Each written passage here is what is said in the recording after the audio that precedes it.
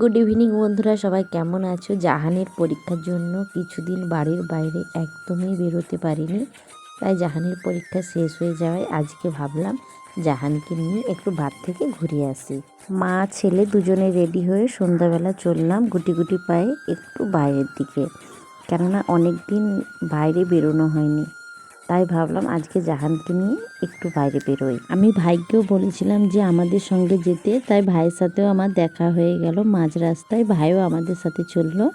আমাদের এখানে একটা মেলা বসেছিল, শিল্প মেলা, তাই ভাবলাম ওখান থেকে একটু ঘুরে আসি। শীত পড়লেই কিন্তু চারিদিকে প্রচণ্ড পরিমাণে মেলার উল্লাস শুরু হয়ে যায়।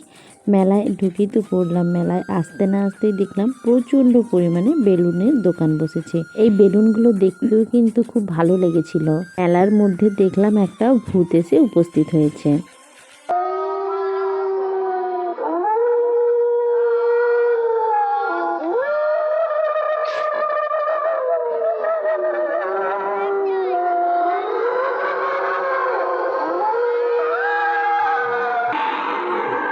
এই ভূতটাকে দেখে জাহান তো প্রচণ্ড পরিমাণে ভয় পেয়ে গেছে।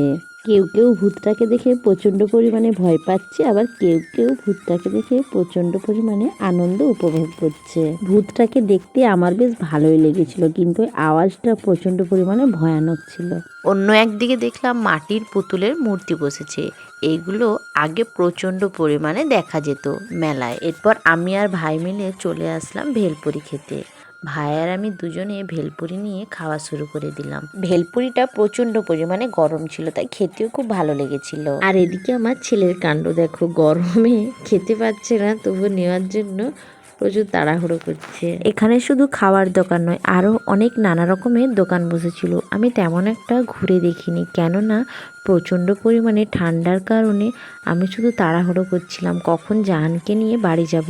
আমি তাড়াহুড়ো করছি তাড়াতাড়ি বাড়ি যাওয়ার জন্য, আর ছেলে বলছে আমি আরেকটু ঘোরো না, আরেকটু ঘোরো না।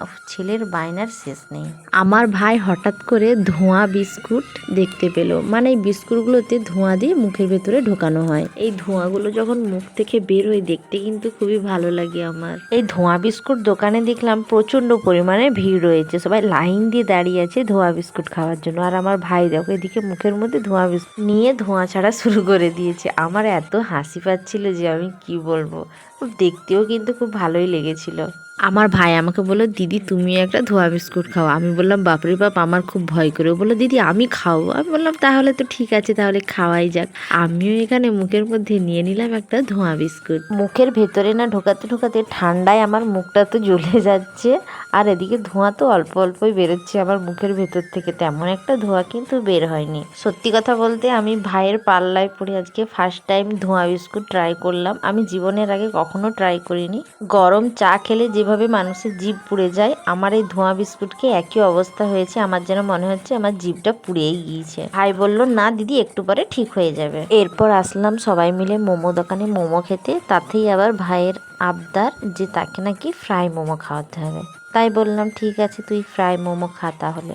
জাহান বলে আমিও ওটাই খাবো, তাই দুজনকে আমি 2 প্লেট ফ্রাই মোমো কিনে দিয়েছি। এরপর খাওয়া দাওয়া শেষ করে চললাম বাড়ির দিকে, যেহেতু শীতকাল বাইরে বেশিক্ষণ থাকা যাবে না ঠান্ডায়, তাই বাড়ির দিকেই চললাম। আমার ভিডিওটা তোমাদের কেমন লেগেছে অবশ্যই জানিও, আর একটা লাইক কমেন্ট সাবস্ক্রাইব করে দিও। টাটা।